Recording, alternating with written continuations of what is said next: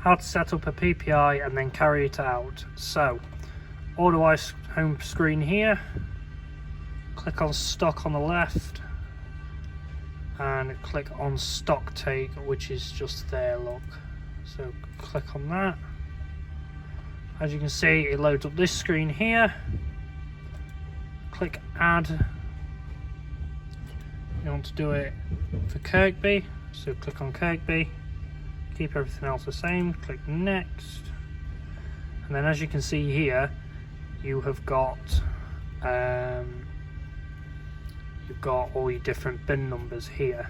So pick one that you want to do. Now obviously the last stock take date is actually shown here, so preferably do one that's not already been done. So for argument's sake, we're going to do VV19/22, but what you can also do as well is you can actually drag along and do other ones as well. So I'm going to do these three as these aren't filled in. So I'll do these three, click on next. That'll process. You'll have a load of names here as your stock takers, so obviously click on the one that's you. If you're not there, then ask someone if you can use theirs, but I'm there, so I'll click on my name like that, and as you can see, there isn't actually anything there in those locations. So if there isn't, just save and complete,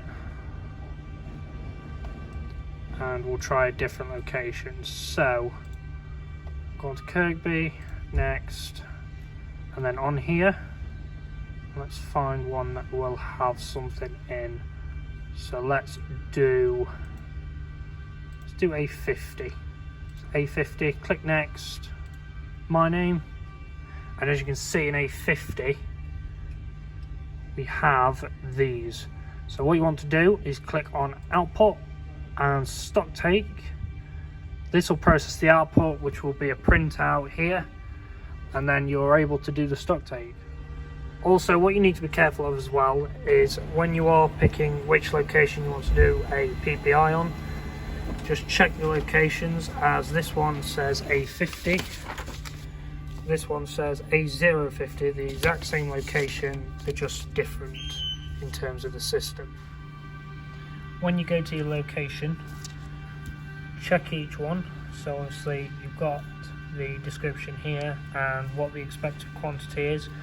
Count every piece of stock that's under this, and then mark it down here like that.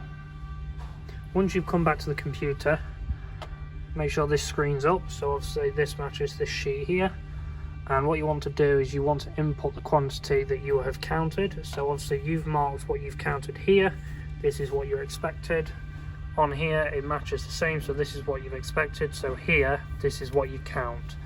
So first one, we've got 4, so we'll just put in 4 like that, click away, and then that's green, that indicates that that's okay. Now say for example you've got one that's off, like the one there, so I'm going to put 22 into there. As you can see, that'll mark red, so that basically means that we're one down than expected. Now what this will actually do is this will update the stock when I save and complete this. So I'm just going to quickly fill in the rest now, like this, as the rest of these are right, like that. When you're happy with it, then click save and complete, and that's done. And just to show you about that discrepancy, so obviously we had 23 in. After the PPI that I've just done, this is actually updated now to 22. So as you can see here, it's now changed to 22 from 23 in A50. So that is all correct.